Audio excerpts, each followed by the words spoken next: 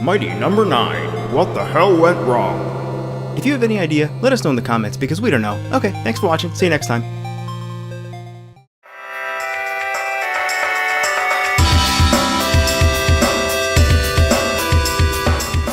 $4 million, 3 years, pain development and delays, launch disaster. It seems that anything that could have gone wrong with Mighty number 9 did go wrong. From the earliest days of development until the final days leading up to its release, and even after. So where did the $4 million given by Kickstarter backers even go?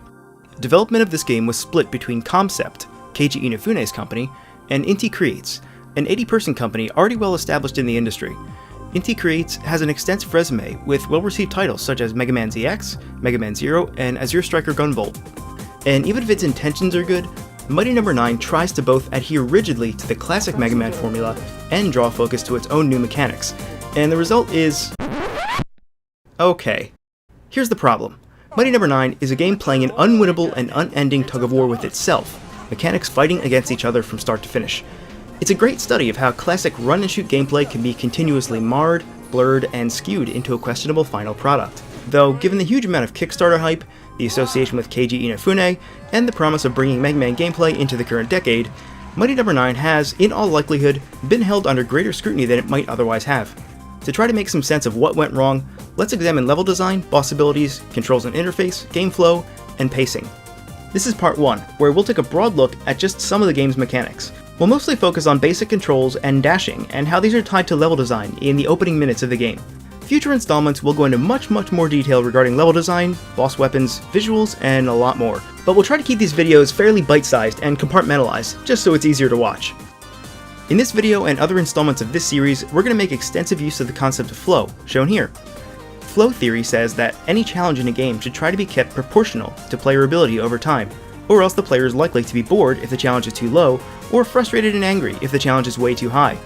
We have an entire long-form analysis devoted to exploring the relationship between difficulty level and player flow in video games. You know, I hate to say it, but there's no easy way to analyze Mighty number 9 without drawing direct comparison to Mega Man, both the classic and X series, but I think this is fair enough for a few reasons. As a self-proclaimed spiritual successor and a modern take on the Mega Man formula by a very well-known industry name, Mighty number 9 has been presented from the start as borrowing the same basic framework and design principles of Mega Man. And really, it won't make a lot of sense to look at the game in a vacuum anyway, when we know about the very clear standards it attempts to match and even exceed. Mega Man has been iterating on these standards for the better part of about 25 years, and all the successes and pitfalls of each iteration have been laid bare for game designers and players alike to witness, with the knowledge of decades of game design behind us.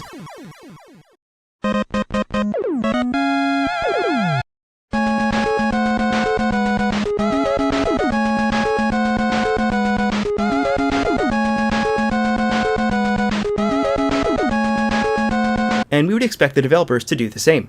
As a quick example, pretend that you're designing a stage for a new Mega Man game, and you have a drop point at the end of a hallway. You can choose to place solid ground on the next screen so that Mega Man will land safely, or you could place instant death spikes so that the player is surprised and killed upon landing. I'll give you 2 minutes or so to think about which situation is better, except I won't because you already know which one is better. Yet, some of my clearest and most frustrating memories of Mighty number 9 involve such blind jumps leading to deaths. Despite that, more often than not within this particular genre, a blind downward jump typically acts as a transition between screens, not a death pit. And you do get infinite air dash. You can just keep air dashing in the air. It feels like doesn't really feel like Mischief Makers, but it's just oh, cool. Wait, that's just a blind drop? Yep. No. Yeah. Presented with the same scenario in a side-scrolling Mario game, you'd be pretty certain that it's a bottomless pit, and you wouldn't jump in. So even though Mario and Mega Man are both 2D side-scrolling platformers, they both have their own respective sub-genre rules about how we should approach blind jumps.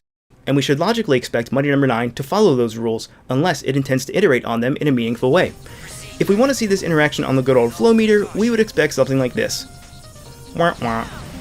So one way to look at Mighty number 9 is to count its iterations and regressions of its genre, meaning, does it iterate in meaningful and appropriate ways, and if not, are such iterations actually a step back or regression in what we know to be good game design? The blind jumps example we just talked about is probably a regression in my opinion, and I don't think many would disagree. Regression can take almost any form and affect any mechanic in the game. Take the very first stage of Mighty number 9, which is the highway, eerily reminiscent of Mega Man X's very first stage. The highway in Mega Man X is highly successful at introducing new concepts to the series. Egoraptor has already done incredible work breaking down the stage and showing how it teaches the player everything they need to know in the first seconds of gameplay. In short, Mega Man X's Highway is tailored to teach the player about all the mechanics they'll need to succeed. Jumping, wall climbs, charge shots, the whole thing. There are safe hazards that require you to demonstrate basic proficiency with the controls in order to progress. We have platforms that disintegrate if you stand on them for too long. We have valleys with very smartly placed terrain that essentially guarantees the player will discover wall grabbing purely by accident when they attempt to escape an otherwise empty pit. And for the observant player, Zero will show you in a cutscene that holding down the fire button charges your buster. In contrast, Mighty No. 9 takes the beat you over the head approach by not only stopping the gameplay to crawl through dialogue, but also by explicitly displaying the controls as text prompts. Text-based, game-interrupting tutorials weren't present or even necessary in earlier Mega Man games. Put another way, those developers trust their game enough to let it speak for itself, and they trust you enough to understand what they're trying to tell you through gameplay alone. Black, you're heading into a tunnel. It might affect visibility. Be careful. So just like Mega Man X did, Mighty No. 9 introduces a few new twists to the Mega Man formula, but their overall implementation is pretty lackluster at best, and detrimental at worst. One quick example is the alternate fire mechanic. There's rarely, if ever, an optimal opportunity to use alternate fire in synergistically constructed level designs. And the best way to learn about alt fire isn't by playing, it's actually by reading about it in the tips menu. Alt fire really just feels like it doesn't have a place in the game. And this is a recurring theme, and arguably the biggest problem with Mighty No. 9. It's as if mechanics and level design were created by two entirely separate teams. There's almost no synergy between the two, and thus no chance for them to come together to create a cohesive experience. And this kind of obfuscation keeps happening.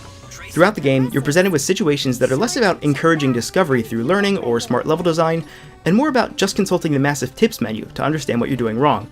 It's jarring enough that to fully understand how dashing works or how a boss weapon operates, you need to pause the game and dig through the menu until you find a few lines of text that explain it to you. This is a massive detriment to player flow.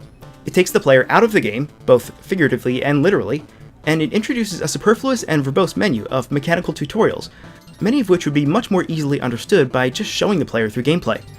For the best possible flow, you'd want to integrate all of these tips into the game, heck, even into the first level, by showing them in action. Mega Man X did just this way back in 1993. And to be fair, Mighty is a bit more complex mechanically, but that just makes it all the more apparent that Mighty's intro stage needed to teach you everything, but fails to really teach you much of anything.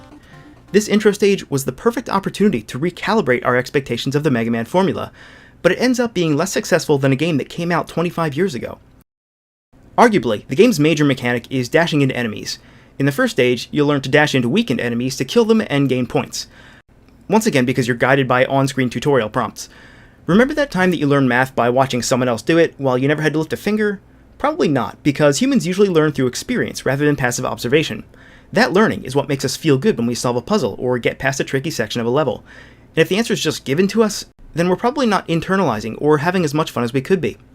Instead of telling us how to absorb enemies by dashing into them, why not let us discover it ourselves? Easy fix.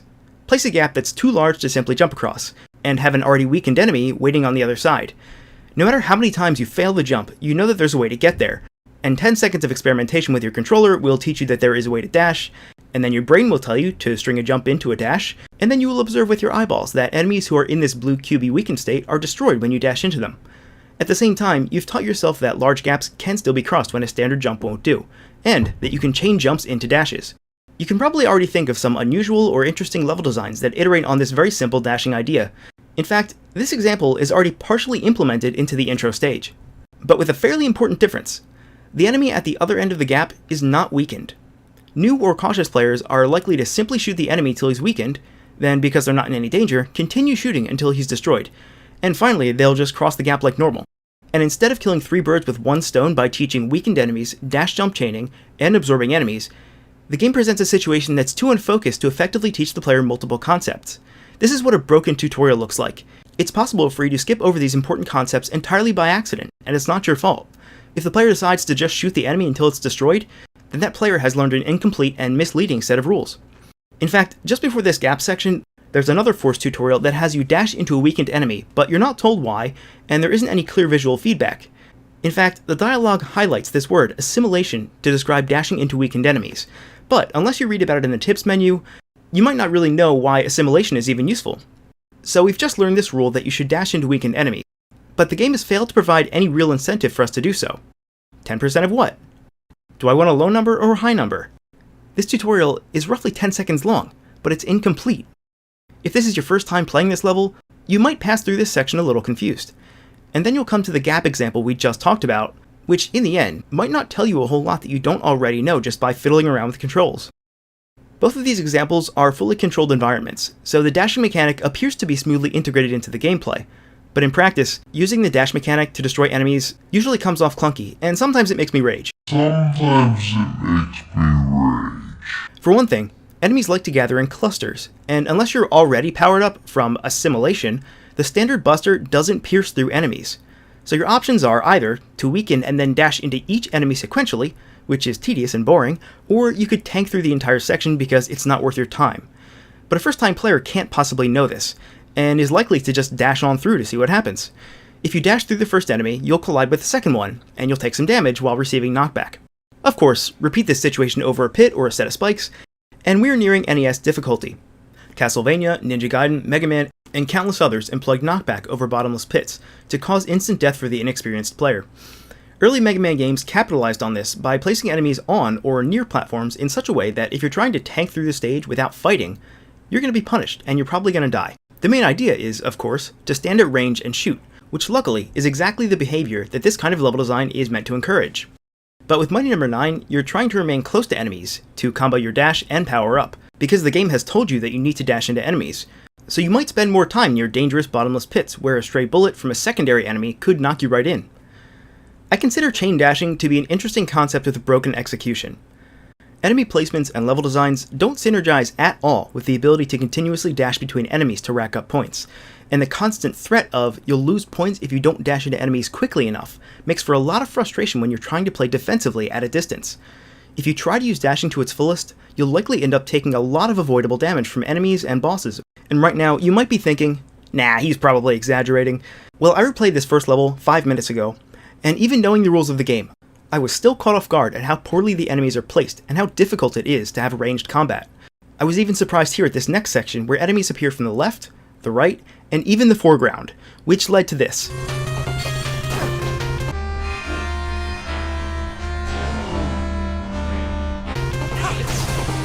To fix dashing in Mighty No. 9, you would either have to redo the level design or redo the dash system, and I think adjusting the dash system could have been a fairly straightforward fix. Maybe have nearby enemies weaken whenever you successfully dash through an already weakened one, and signify this with a small visual area effect. The AoE range can still be small enough that it works when enemies are lined up in a row, while not trivializing enemies in sequential parts of the level. You could even have the dash cycle refresh on each enemy so that Beck automatically dashes through several enemies without requiring the player to spam the dash button. Maybe you could have Beck rebound off a weakened enemy so that he's closer to his initial position, and you now have enough distance from other enemies to avoid damage.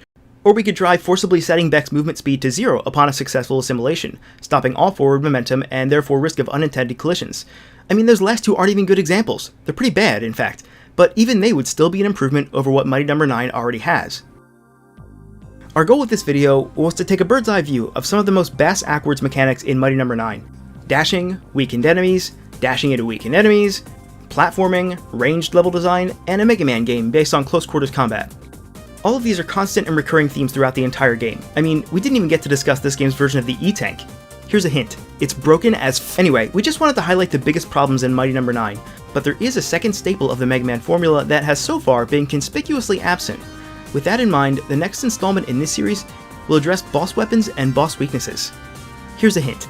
They're broken as few. You have any thoughts on Mighty No. 9? Feel free to share them with us and others in the comments.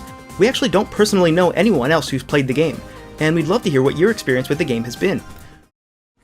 Welcome back to our analysis of Mighty No. 9. In the last video, we looked at the broad mechanics that make up Mighty No. 9's minute-to-minute gameplay. This time, we'll take a look at boss weapons and boss weaknesses to show that Mighty No. 9 provides an extraordinary example of what not to do. One of the defining characteristics of this genre is that each boss in the game is weak to the signature ability of some other stage's boss.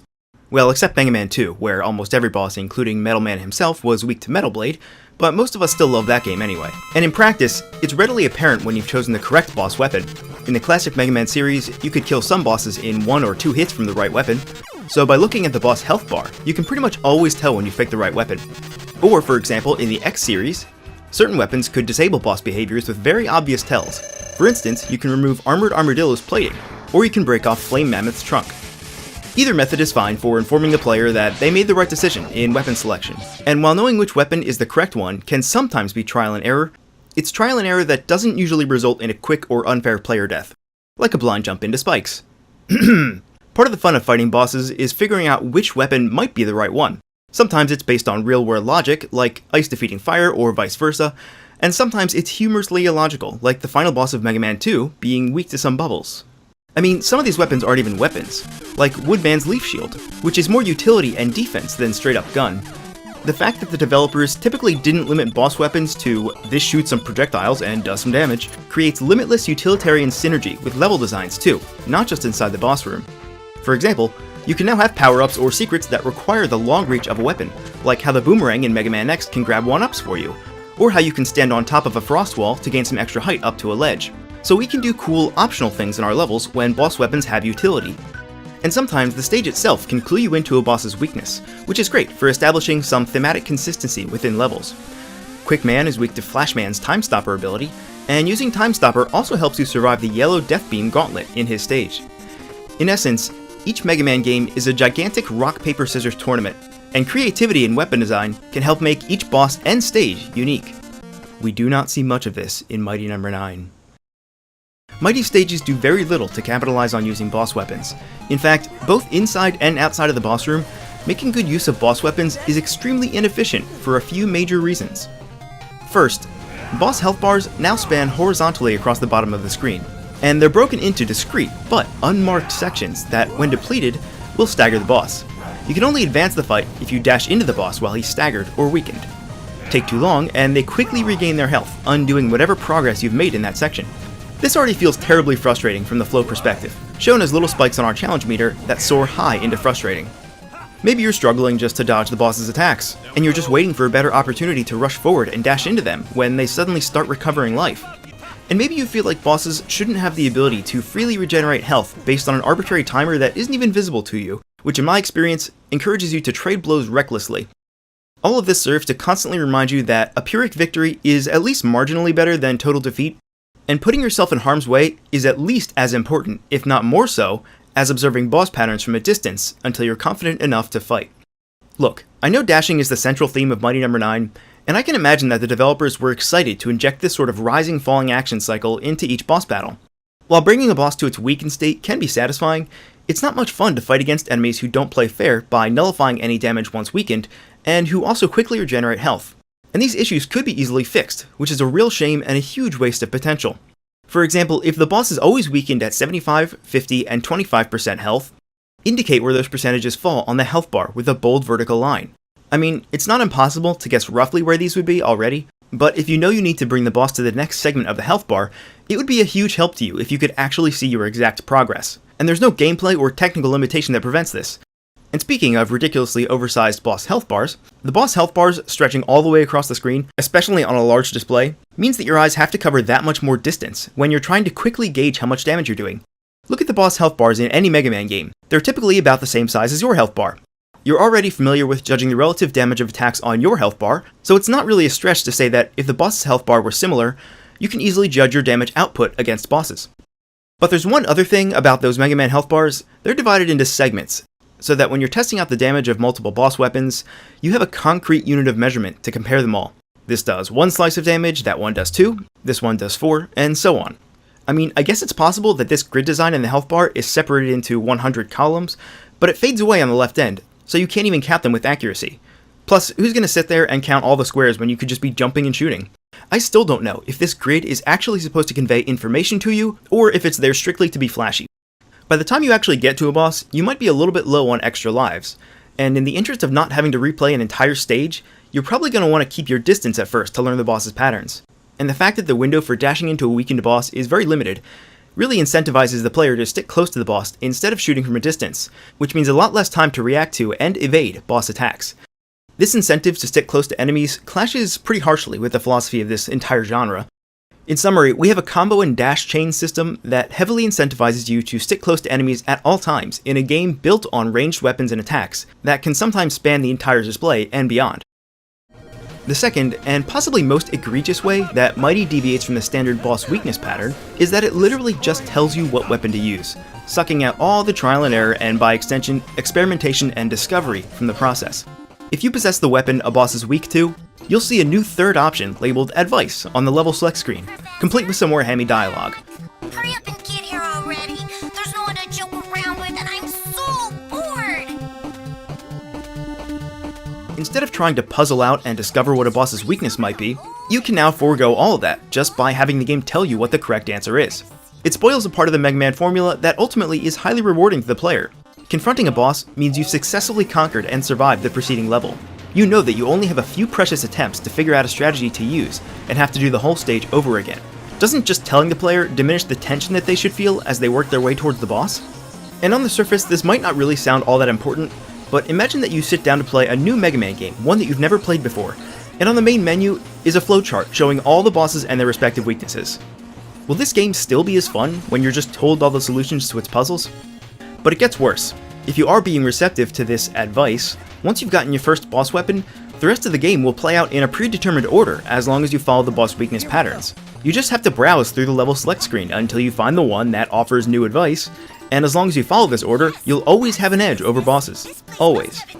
And sure, you could ignore the game's advice and choose the stages in a different order, but you're never incentivized to do so, and by the game's own measure, you'd only be gimping yourself if you did. If I had to design a subtle but extremely effective way to kill replayability in a video game, that would be my choice. At this point, you might be thinking, Ed, a reasonable suggestion here would be simply not to read the advice that spoils each boss fight. Normally, this would be fine, except for this. If you already possess the boss weapon that this current stage's boss is weak to, then that boss you previously defeated will appear in the current stage to change some aspect of it. Time to dip into my slush fund and create some frozen assets. Pretty cool, right, Beth?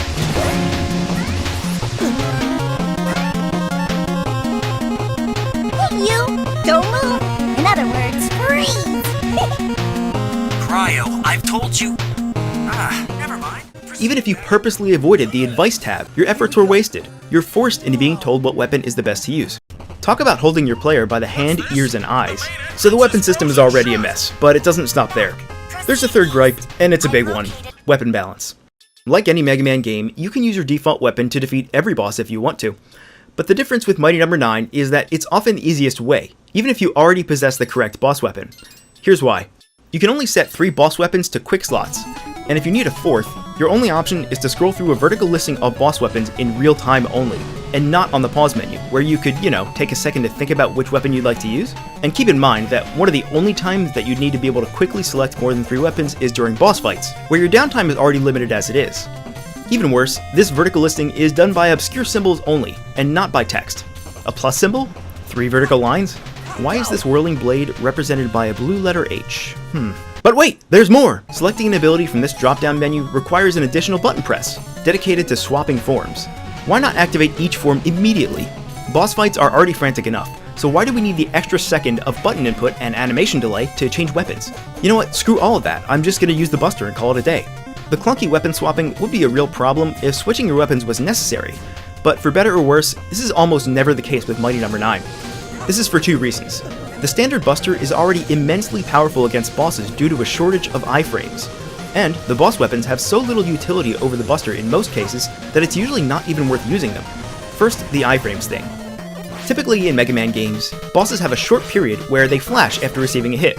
During this time, they can't be damaged further. This is what I'm calling iframes, or invulnerability frames. Using iframes like this prevents you from just mashing the shoot button as fast as you possibly can and killing a boss in mere seconds.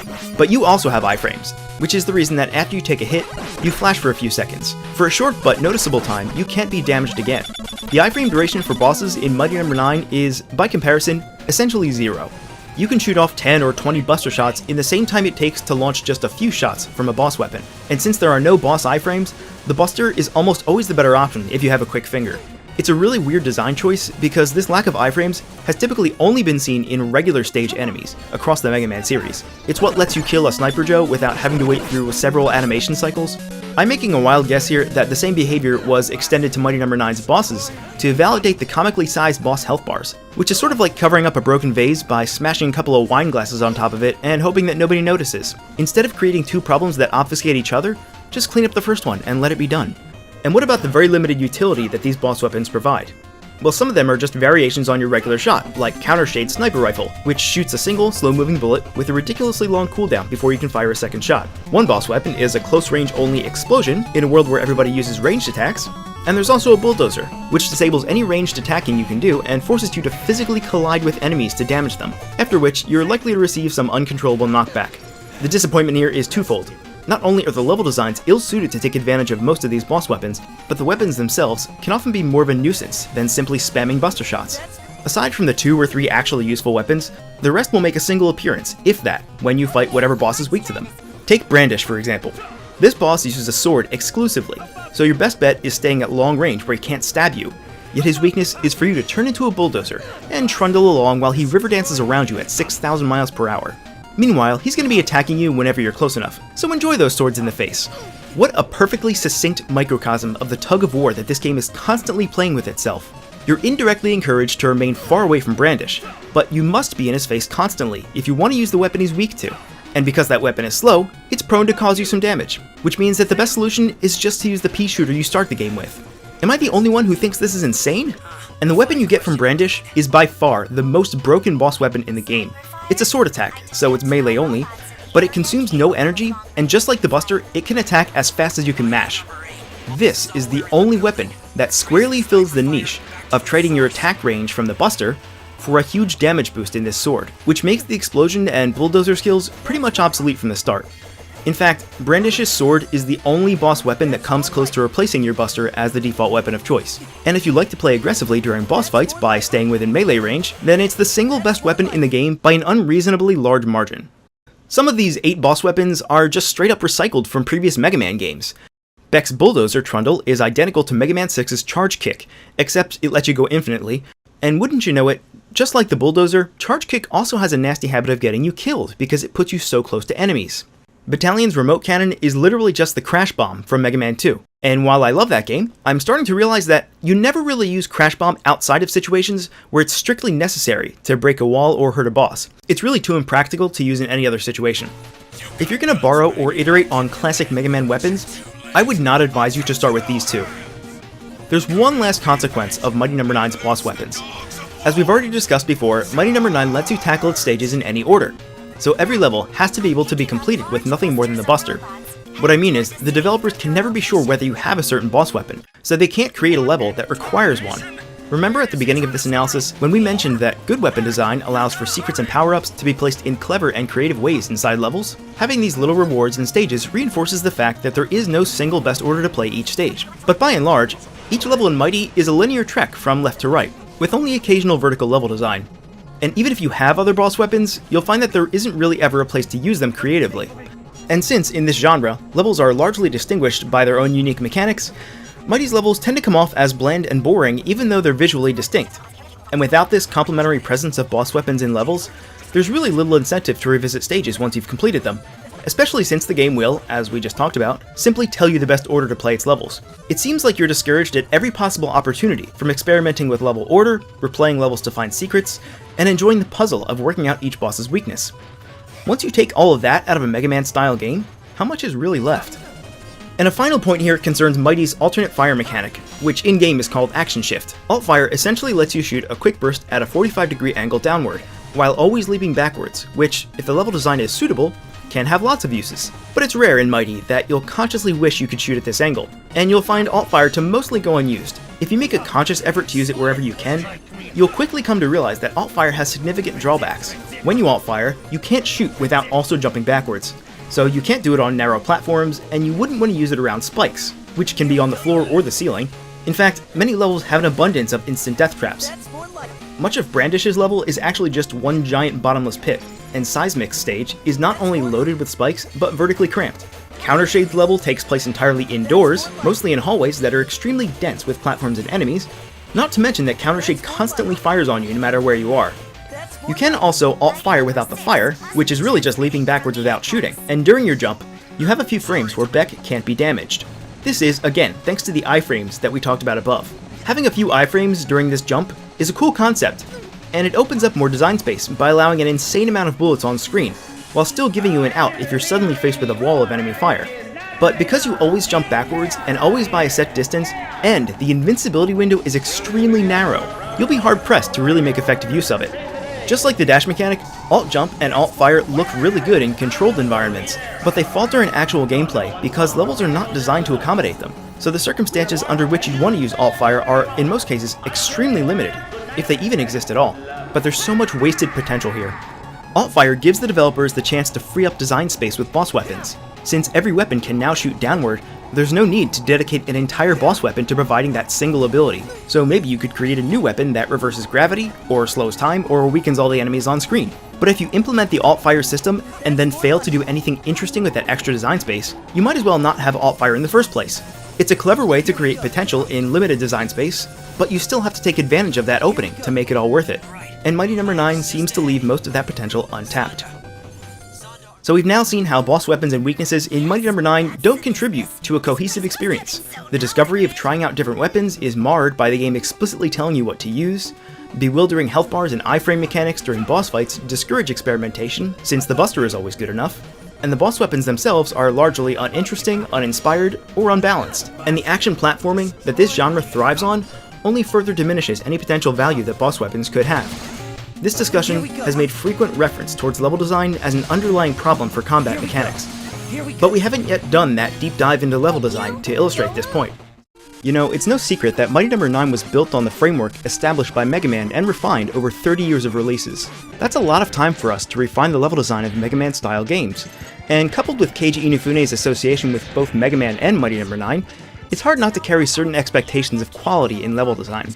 So Mighty No. 9 generally toes the line with an intro stage, 8 robot master stages, a few Wily-type endgame stages, and if you can believe it, a stealth stage featuring Call, Beck's female robot companion whom we know nothing about, and whose lack of personality puts a 2x4 to shame. New tips are added as the game progresses. Be sure to check back and view them regularly. In this third installment, we're going to see how Mighty No. 9's level design is of equal quality to its many mechanics. By that I mean unpolished, unbalanced, uninspired, and audaciously contrarian to both common sense and game design logic. If you haven't seen our videos on controls and boss weapons in Mighty No. 9, you can check them out here. They're not required viewing if you haven't seen them already, but they do set a nice backdrop to the discussion. Instead of a level-by-level analysis, in which case we'd only be repeating the same glaring design flaws that are common to many stages, let's look at the level design flaws themselves. Here are just a couple of designs that are common to most or all levels. Instant death traps, blind leaps into instant death traps, the slowest death trap ever devised, untelegraphed damage, visuals that get in the way of playing safely, an E-tank system that provides health refills only when you don't want them and never when you do, and mechanics that are underused, underexplained, or both.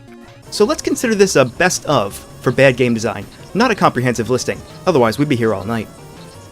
Instant death traps and platformers used to go hand in hand back in the earlier generations of gaming, mainly as a way to gate the player's progression and/or artificially extend the length of a game. A run of Contra for the NES can be as short as 15 minutes if you don't get hit, but the game's extreme difficulty may have had you playing it for months. Or you might spend hours trying to beat Ninja Gaiden, only to be defeated by the knife-throwing scum weasel that throws knives at you while his hawk friend woodpeckers you into oblivion. What the fuck? Or how about jumping over a pit when an enemy suddenly jumps out of it, perfectly and conveniently positioned to stun you and send you down into the pit. It's not that level design choices like these are inherently bad, although there is an argument for that, but if they aren't appropriately telegraphed, signposted, or otherwise introduced to the player in advance, then they frustrate the player because they seem to come out of left field. But luckily for us, the gaming industry has taken great strides since those days, and developers have learned a lot about how to design enjoyable experiences. Developers today can rely less on artificial trial and error challenges. We have much better tools for developing games and almost limitless storage capacity for doing so. So we don't need to make games so hard that completing 5 or 6 levels could take weeks for the average player. So you know, it's a real shame that Mighty No. 9's level design is so primitive, abundant with the trappings of games designed decades before it. It's so severe at times that Mighty feels like it's trying to discourage you from wringing any enjoyment out of it whatsoever. I mean it. This is a game that not only shouldn't be played, it feels like it doesn't even want to be played by anyone. That attitude is the subtext that bleeds through Mighty's levels at almost every opportunity. Let's look at instant death first. With all due caution. Impossible. Nick is one of my most resilient designs. We're going to use two specific stages here as examples, the mines and the highway. The mines are littered with purple instant death spikes, and they're applied liberally. They're even in places where their presence serves no intelligent game design purpose, or where an instant death would feel frustratingly unfair. The highway is basically an ocean of instant death with islands of safety, and getting hit in the air will stun you, and often means that death is imminent. Add in these flying enemies that follow you wherever you go, and infinitely spawn these little minions just over your head, and what should be a simple jump to the next car becomes a huge nuisance. And how about this section, where the boss will destroy cars in a specific sequence, giving you mere seconds to react and adapt to this new mechanic before you die. This is a great example of a failure to signpost. In other words, most of your deaths from this stage are going to be because of trial and error, not because of a lack of skill. Of course, you can avoid death in this stage if you're capable of precognition. Otherwise, you might just feel like you're slamming your head against a wall and progressing by inches. Are you bored of instant death? How about slow death? Here's the slowest death trap ever devised. In the final stage, once you step on this elevator, enemies will keep spawning all around you as you descend. Once you get to the end, there is a path to the right, but there's no immediate danger. But if you don't move quickly enough, or you want to check for potential secrets before you leave, you'll be pretty surprised when the elevator falls away and carries you to your death. Now, a falling platform by itself isn't the end of the world, but once it starts to fall, you can no longer dash into this passage, meaning you have no choice. You have to kill yourself. Although in the game's defense, I will say that having these enemies spawn on the left side here is a really good incentive for the player to stick to the right side. These blocks are just in the way here, and if they weren't there, it'd be really easy to do. Okay. The elevator's come to a complete stop. Okay. Can we... Is this block perfectly positioned to prevent you from getting through? Oh my god. This happened to me my first time here. And in my defense, this is the first and only time that such an elevator mechanic is used in Mighty No. 9. And hey, this is just my personal experience, but I thought that elevators go both up and down, so I thought it was a relatively safe assumption that this elevator isn't just a single-use item. I mean, who designed this elevator to fall away when it reaches the bottom floor? That's ridiculous. Long, luxurious ride down an elevator shaft. Wonder where this elevator goes when it falls away. And who in the world would purchase such an elevator, knowing it's limited to a single use? All I'm saying is it's fiscally irresponsible to do such a thing. You could be putting that money into a Roth IRA instead. The important takeaway here is again signposting. There is a complete failure to provide some sort of suitable mechanical context to nudge the player's expectation one way or the other. In other words, it feels like it's out of left field. The only way to learn that this elevator will fall is to see it happen. And if you spend a few extra seconds dashing around, you're going to go with it. These examples are just the most egregious that I could find, but there are plenty more within every other level in the game. The bottom line is that Mighty No. 9 doesn't really explain itself well enough for you to understand its mechanics. This basically translates into a lot of cheap deaths, blind jumps that sometimes end in spikes, and plenty of segments where trial and error is really your only option, because until that point, you can't really know what the developers have intended you to do. Next up, even more underexplained and underused mechanics, and how level design generally clashes with these mechanics. We'll also talk about the game's visuals and visual quality. Previously on GameSoup. New tips are added as the game progresses. With all due caution. Here's the slowest death trap ever devised. What the hell went wrong? And who in the world would purchase such an elevator? You gonna shoot me? How you gonna try to shoot me? It's called good game design, scrub. Look it up. Hell. Well, since we're already discussing the final stage, we might as well bring up the visuals of this stage and the final boss fight. Believe it or not, the visuals are also a huge issue in Mighty No. 9, and I don't mean the quality of the visuals. Although, I mean, well, yeah.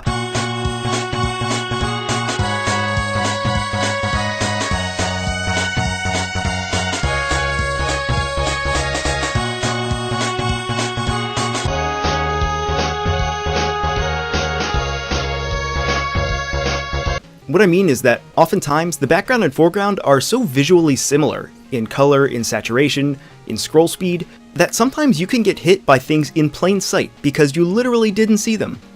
The final boss is also guilty of this poor visual distinction. Wow, there sure are a lot of colors happening right now. In a situation like this, when you know the player is going to be staring at the same screen or the same set of colors for a prolonged period of time, it's probably in your best interest to make sure that those colors aren't, killing your eyes. Maybe a little softer on the neons here, and the brights. Everything's extremely bright, and the boss is the same color as the background. Wow, that's incredibly unfun. The fight is already pretty hectic, and it gets a lot worse when you can't rely on your peripheral vision, because threats just seem to melt away into the background if you're not looking directly at them. Have you ever noticed how projectiles in games tend to be either brightly colored or outlined, or at least decently contrasted with backgrounds? This is what happens when you don't do that. So please do that. And here's my favorite example of visual trickery. It's these flying road sign bots in the highway stage. They look pretty innocuous, right? But their move speed is either very close or identical to the background's scrolling speed. Well, this could be problematic. The background is pretty busy already with electric and neon colors, so when these robots lumber towards you from the right, they tend to simply fade into the background until you literally collide with them. I've played this stage so many times, and I've been surprised by these more than I care to admit.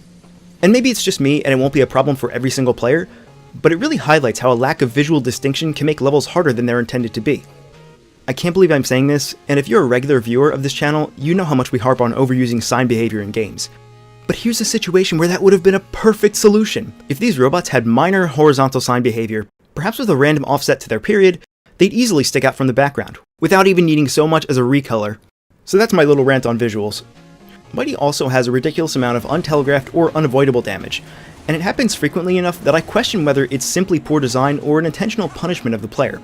Maybe you're playing the military base, and you feel pretty good about yourself because you found this secret area, and you know you're going to be rewarded because there's a health refill in here. But for some reason, it also contains an enemy who will shoot you the second you step into this nook. Why would you have an enemy placed here, especially one that shoots missiles at you and you have so little space to avoid it? The game doesn't know whether it should reward you for finding this room or whether it should ambush you, so it just does both. But this is not even the worst part. The only way to leave this room is through a blind drop downwards. Now I know you're thinking, there's no way there'd be unavoidable damage or an instant death trap at the bottom here. I mean, what kind of sadistic game designer would provide a bonus room with a health refill, only to immediately steal it away from you by... Again, signposting. In the end, your reward for finding this room is a small health refill that's completely negated by unavoidable damage. Cool. Cool, huh? Yeah, real cool. Nice. Nice, dude. Nice. Yeah, bro. Nice. There's a part just like this in the mines, too. If you drop down past where you need to go near the beginning of the stage, you'll come across this lone box. Once you've shot it enough times to break it, you'll be rewarded with this, taking damage from an enemy hiding inside. And there's nothing else of value here. Yay! Why? Just why? Why any of this? Is it teaching the player that boxes have enemies hiding inside of them? Well, no, because the vast majority of these boxes don't have such a trap. Maybe it's teaching the player to stay away from boxes when they're destroyed. Well, maybe, but given how horizontally narrow this passage is, I would think that most players are going to take a hit here anyway. And then there's the chase sequence. Everybody loves being chased with a threat of instant death, right?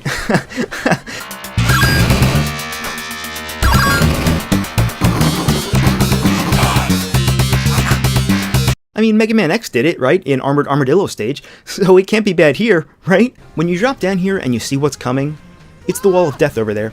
You might think back to when other games use a similar mechanic, and you'll probably decide that the most important thing to do right now is just to go to the right as fast as you can, killing only what's necessary. But here's where it gets crazy. If you do that, you'll find yourself on these barrels. You can't shoot straight down in this game, right? A downward dash doesn't damage these barrels, so you're clearly meant to shoot them somehow. But by the time you've realized this, you're already screwed. So just turn around, pray, and slowly wait for death. How could this happen to me? Or if you're thinking, oh yeah, this is a great place to use alternative fire to aim downwards, right? You could try to alt fire here, and maybe you'll hit the barrels once or twice, but you'll also leap backwards towards the edge of this platform or even fall off of it entirely. There's just not enough room on this platform, and the angle is just too awkward to hit these barrels consistently. No, what you are required to do, in fact, is weaken and dash into these shooters to gain a temporary buster power-up that shoots through walls. There are few, if any, other levels in the game that straight up require you to possess a temporary upgrade. This is a unique situation that once again fails to signpost or telegraph. It hasn't been previously explained or even hinted at to the player in any way. In other words, this is not a case of under-explaining. This is a case of just no explaining at all. But this whole sequence, requiring this temporary upgrade and all, might have been forgivable if it was first introduced separately in a safer, less hectic area. In general, for good game design, mechanics and obstacles are introduced in isolation at first. Then, once the player sufficiently understands them, designers can feel free to mix concepts together to create increasingly challenging situations. But if you just skip straight over the mixing concepts together part, especially when one of those is just a wall of death, most players are going to suffer at least one death here that they felt was cheap. There are plenty of places in other levels too where not possessing the correct temporary buff will force you to take damage to proceed. Doesn't it kind of feel bad, like they're actively trying to discourage people like you to take your time and experience each level? Doesn't it feel like you're playing a game that signals to you at every chance that it just doesn't want to be played? Well, here's some salt for that wound. The same thing happens mere seconds later in the same chase sequence. If you can't shoot through walls here, you'll die again, plain and simple. And yes, if you're wondering, it is quite easy for the Buster power-up from earlier to have worn off by this time, so you have to kill another enemy.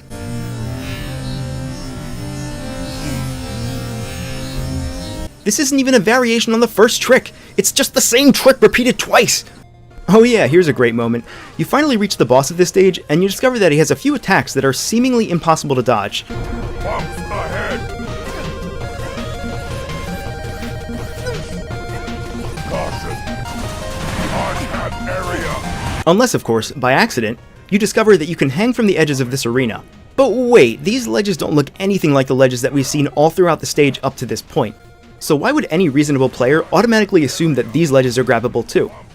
You think that's bad? Well, check out this cool attack. Is there any way to avoid those if you are a normal human with normal reaction times and who isn't staring at the top third of the screen because you're too busy fighting a boss? Probably my favorite case of unavoidable damage is enemies spawning directly on top of you. Yeah, it happens way more often than you might think, because there are several stages where the camera stops scrolling at a certain point, and you have to survive for about a minute or so in some arena-style gauntlet, with enemies spawning all over the place. Of course, the problem here is a lack of signposting. Enemies can spawn anywhere, without an obvious spawn point. And because there's no warning, you get just a fraction of a second's notice to react. Of course, these spawn positions are fixed, so as long as you just memorize the whole thing, you'll do fine. But is that really the best way to give the player a challenge? Other times, during these survival sections, enemies will actually fly in from the foreground, which is a really cool idea on paper, but they gain collision the instant they reach the main layer. And you can't actually predict where they intend to go, so even if you see them coming in, there's no way you have the time or the information to do anything about it. Well, I'm flying on in, I'm gonna hit you. Ah, only I could see the future. I wouldn't have played this game. So this is what happens when you design your levels without the player in mind. If you fail to introduce your mechanics in a logical order, then the player will be constantly running up against a wall. And the game itself risks losing all cohesion in favor of just pure chaos. If your mechanics, even though they might sound good on paper, are just half-baked in their implementation, then at the end of the day, your game is just going to be the sum of its parts, and nothing more. Previously on GameSoup. Well, I'm flying on in, I'm gonna hit you. This isn't even a variation on the first trick, it's just the same trick repeated twice, meaning you have no choice. You have to kill yourself. With all due caution. You'll be rewarded with this, taking damage from an enemy hiding inside. Mighty number 9. What the hell went wrong? It's done. It's over now. Patreon.com/GameSoup. Please. Where did we leave off again? Was it here? Yeah, that's right. Okay, so there are several stages where the camera stops scrolling at a certain point, and you have to survive in some arena-style gauntlet, with enemies spawning all over the place. You know, I think these arena-style sections are designed solely just to piss you off. I mean it, just look at this one. What if you don't have any boss weapons yet? Well, if you're brighter than me, you might consider using alternate fire. But since this is just one of the few instances in the entire game where alt fire actually serves a purpose, you may have just forgotten about it and tanked the damage instead. If the developers want the player to use alt fire here, give a signal or hint at it through the level design somehow. Like, I don't know, you put an unreasonable number of these guys in some extremely narrow path so that it's very clear that you're not supposed to just jump in and tank. And make it so that the only way to hit them is by shooting at a 45-degree angle. Heh, alt fire. That's also a great segue into some other underused and underexplained mechanics. Of course, alt fire is by far the biggest offender here, but there are plenty of others.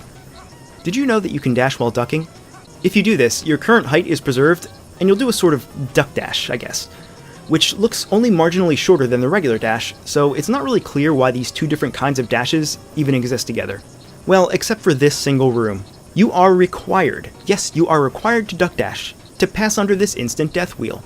And if you try a regular dash, it'll just kill you. You might expect that this duck dashing might be introduced to us in the game's first level, the tutorial stage. But no, when you approach this giant wheel, there's this lazy on-screen text that simply prompts you to do a duck dash.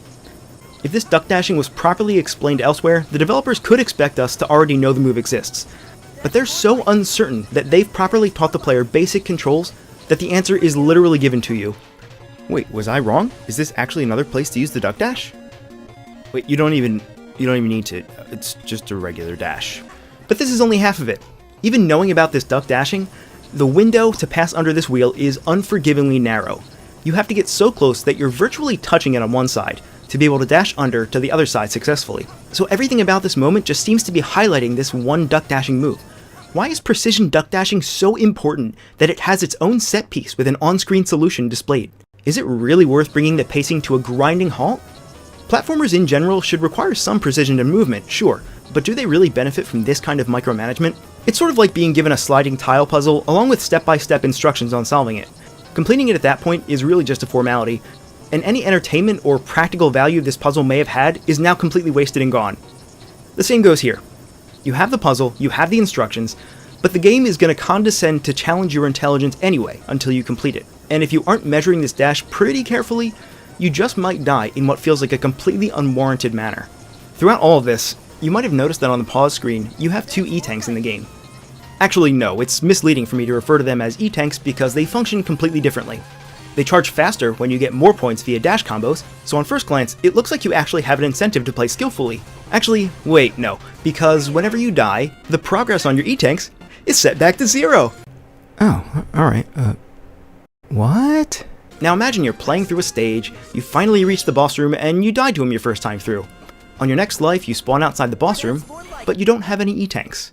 In fact, the first time you fight a boss, you probably spent a lot of time just observing patterns, getting hit here and there while you learn those patterns, and generally going on defense. I'm going to go out on a limb here and make a broad generalization, but nobody needs an E-tank on the first encounter with a boss, because they almost always expect to be killed the first time. I mean, you're probably coming in with less than full health, or low weapon energy, and so the only time that Mighty's E-tanks are available to you is the only time you don't actually need them. Now just toss in that limited lives mechanic, and boss attacks that are instant death, and you can see how this starts to get pretty frustrating. The way that these health refills function, the logical conclusion is that you should be using them during a stage if you take too much damage, or at the very end of a stage leading up to a boss fight. But you can have as many as 9 lives before you game over, which kinda sucks all the value out of that proposition. And besides the instant death traps, where an E-tank is worthless anyway, the next most challenging thing about Mighty No. 9 is its boss fights. So why do we have health refills that don't really seem to be interested in providing actual utility to the average player?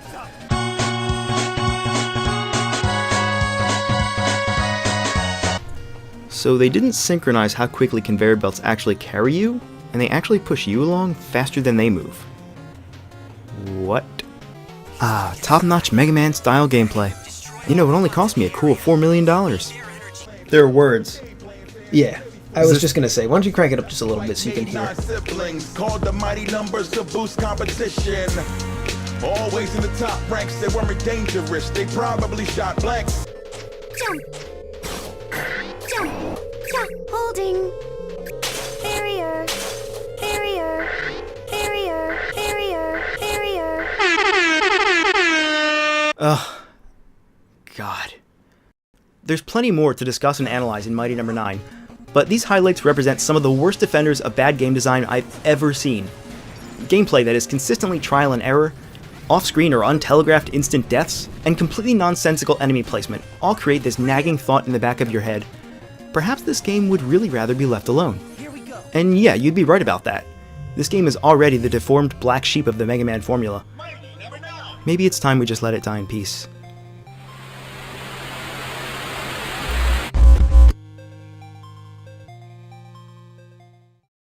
Duck dashing, duck dashing, duck dashing, duck dashing, duck dashing, duck dash, duck duck. It's really fun to say. It's hard to believe that we finally closed the book on Mighty No. 9. This has been a long time coming, and we're definitely looking forward to tackling some new subjects in game design. We already have some plans and lots of great ideas, so as Yoshi P would say, please look forward to it. If you want to support us, you can go to patreon.com/GameSoup. Patrons can watch exclusive long-lost bonus episodes, download and play all of our homemade GameSoup games that we've shown on the channel previously, and you'll also get to read our retrospective newsletters. We release these as companion documents whenever we put out a new analysis video. With all that said, we really need to thank each and every one of our patrons. So, Alchemic, Parker Myers, Austin Yarger, C Bomber, David Lopez, Atlas Jackson, Preston Turner, and Brian Feeney. Seriously, a huge thank you to each and every one of you. Also, a thank you to all the gaming outlets that rated Mighty No. 9 Worst Game of the Year 2016. I think it's because of you that Mighty No. 9 had a brief resurgence in popularity right at the end of 2016, and that brief spike in popularity has had people thinking about the game again, and maybe it's helped this analysis series stay relevant. So now, nobody can say that Mighty No. 9 was really all bad. I mean, yeah, of course the game is a train wreck, but it helped us.